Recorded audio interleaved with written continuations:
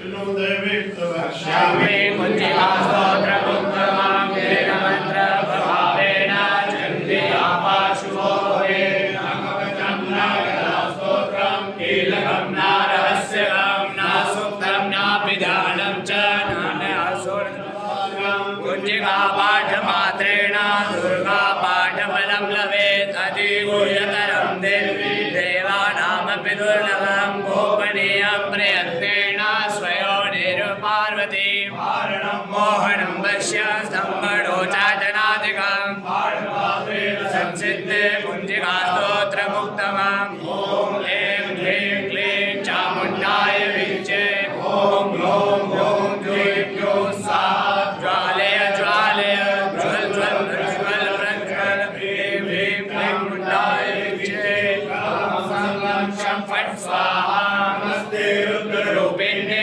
नमस्ते मधुवर्धिने नमः कैटवहारिणे नमस्ते महिषासुरे नमस्ते शुभद्रे च निशुम्भासुरगात्रिणे जागृतं महादेवी शुभं सिद्धिं कुरुष्व मे ह्रींकारी सृष्टिरूपाय ह्रींकारी प्रतिपालिका ह्रींकारी कामरूपिण्ये वीररूपेण नमस्ते चामुण्डा चण्डघाती च जयकारी वरदायिनी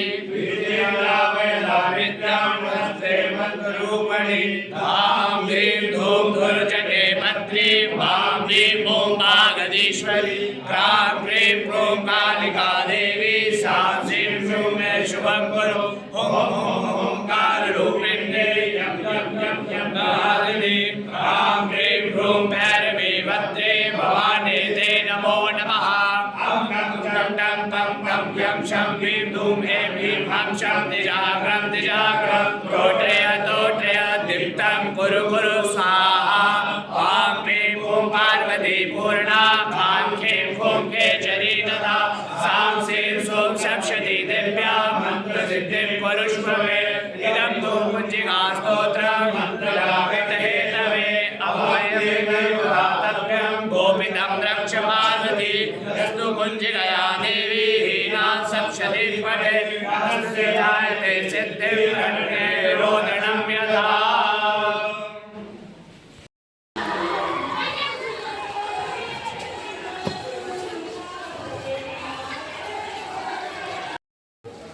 इसके ऊपर रंग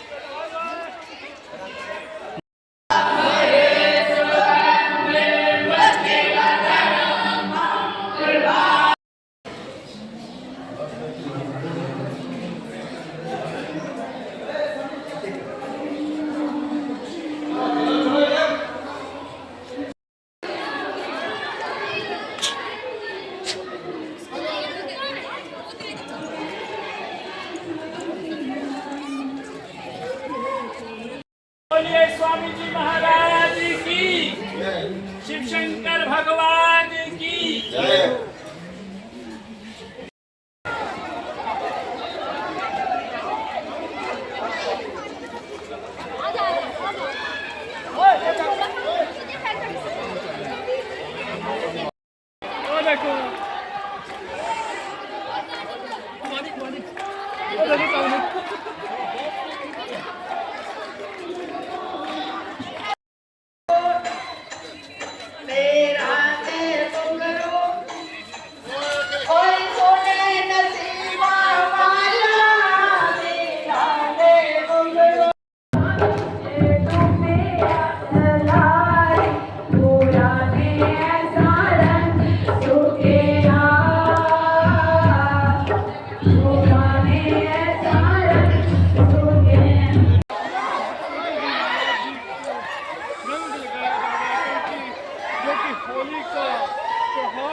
पूरे ही देश भर में बड़े ही धूमधाम से ज्यादा नाटक के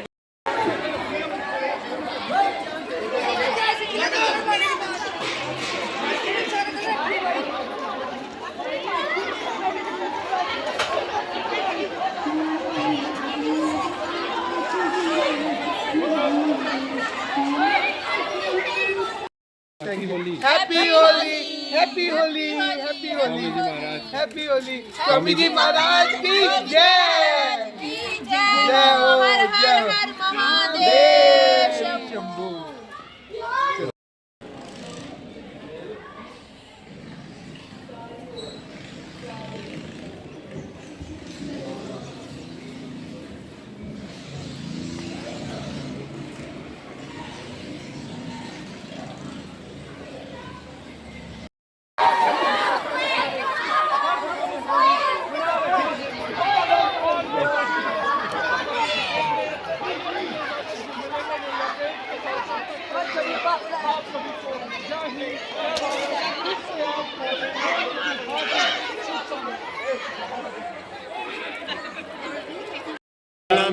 एकदन्तं दुर्यं गयवत्रां चतुर्भगां लम्बोदरं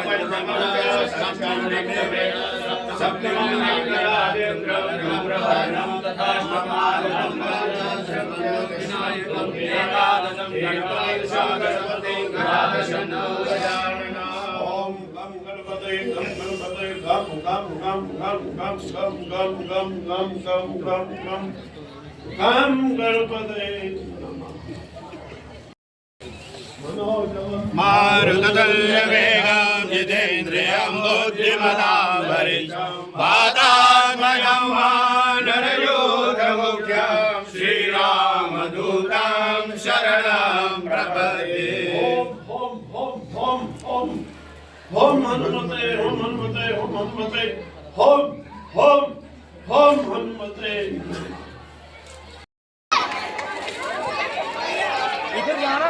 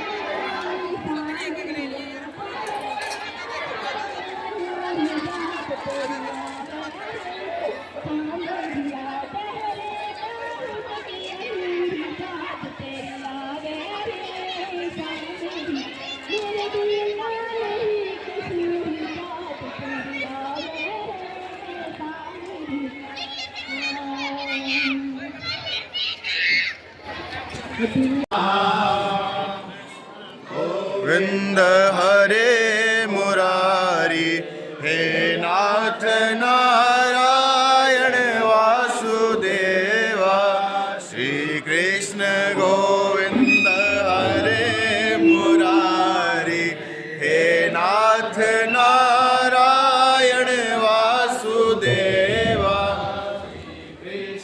गोविंद हरे मुरारी हे नाथ नारायण।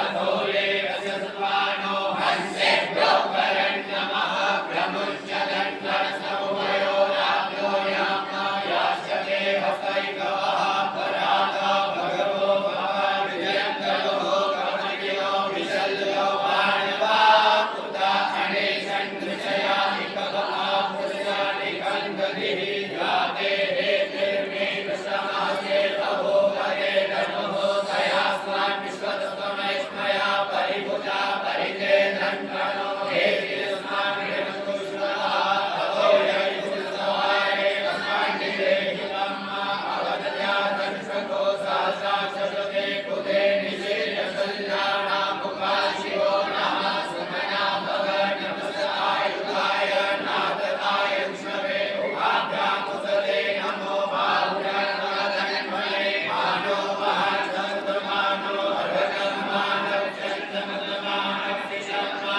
मानो वदेहे वितरं मोतमातरं मानः प्रियास्तन्को रुद्ररीरिकः मानसोके तनये मानआयुधिमानो गोपुमानो अश्वेकुलीरिकः मानो वीरारुद्रभामितो वदीर्यविमन्तः सदं त्वा हवामहे।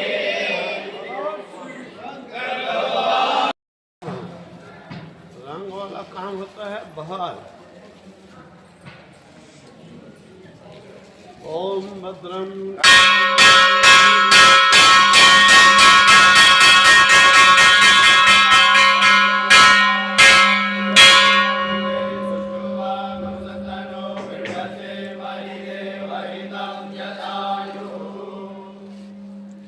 ओम नमस्ते रुद्रमण्य दैकवे नमः बाहुश्यामुतते नमः याते रुद्रशिवा तनोरघोरा पापताश्रिय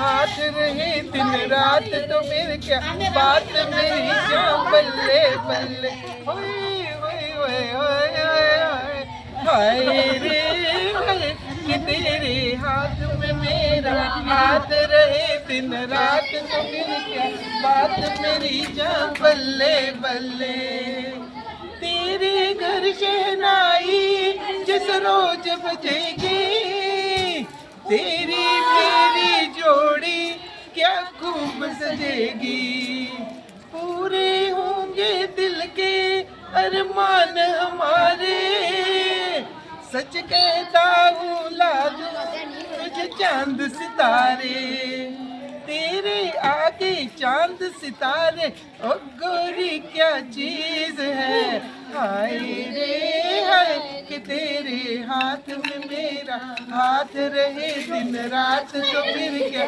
बात मेरी जो बल्ले बल्ले होए होए होए होए होए होए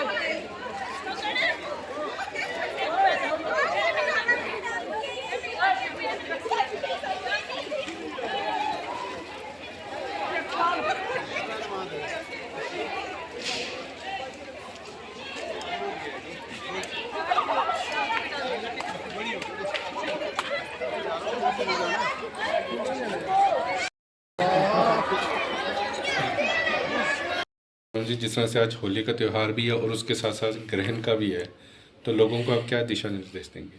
देखो, हमारी भारतीय संस्कृति के अनुसार ये जो ग्रहण है इसका अवश्य विचार करना चाहिए, क्योंकि इसके इफेक्ट भी प्रत्यक्ष देखने को परंपराओं के अनुसार कई बार आते हैं। बहुत से लोग ऐसा मानते हैं, लेकिन एक्चुअली वो इसकी वास्तविकता को नहीं जानते हैं, इसीलिए ऐसा कहते हैं।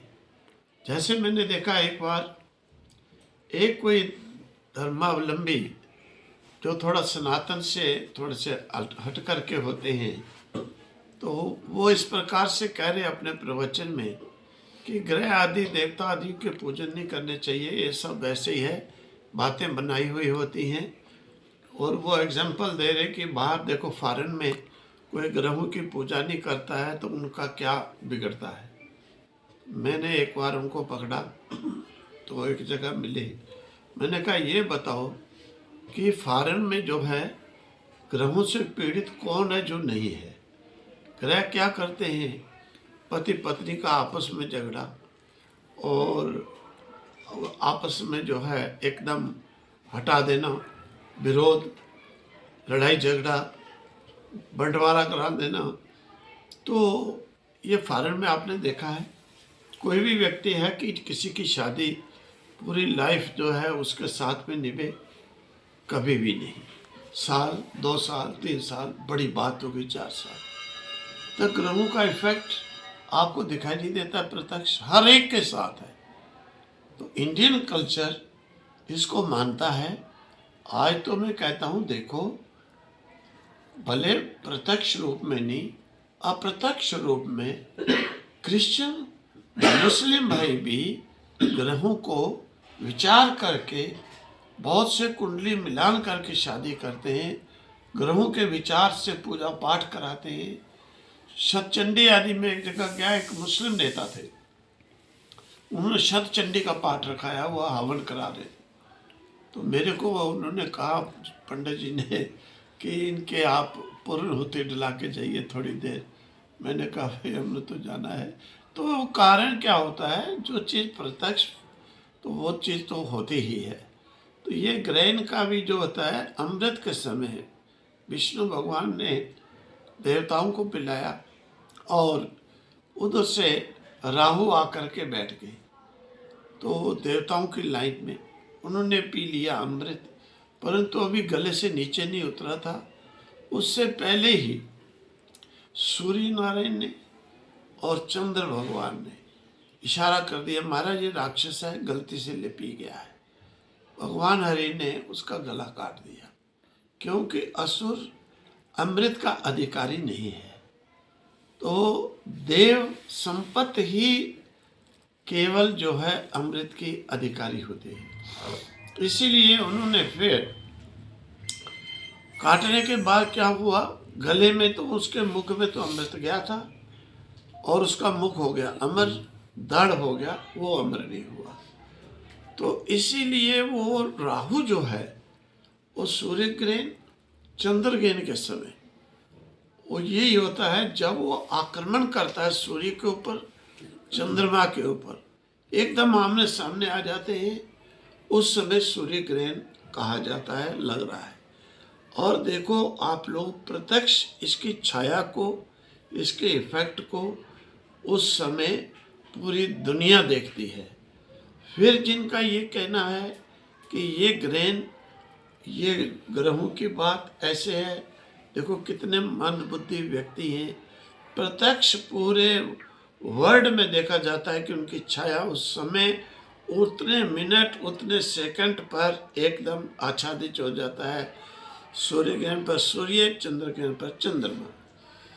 तो उस समय जो तप करते हैं, जो दान करते हैं, हवन करते हैं, पूजा करते हैं, सूर्य नारायण चंद्र जी कहते हैं हम तुमको हजारों गुना फल देंगे, तुम करो, हमको इसके कोप से बचाओ।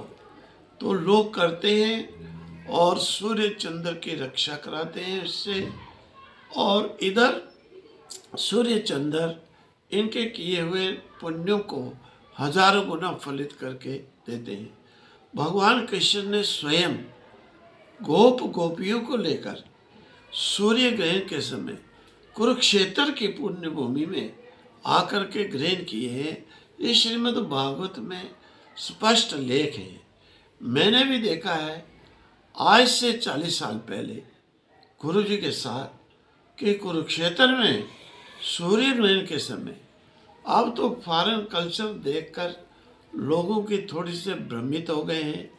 मतलब मैंने आंखों से देखा है कि सूर्य ग्रहण के समय कुरुक्षेत्र में जिस प्रकार से महाकुंभ का मेला होता है, इसी प्रकार से पहले से आकर के वहाँ पर पुण्य भूमि मानकर, क्योंकि राजा कुरु ने कुरुक्षेत्र की भूमि में सोने की हल बनाकर धर्म रूपी बीज को बीजा था, इसीलिए वो पुण्य भूमि विशेष मानी जाती है।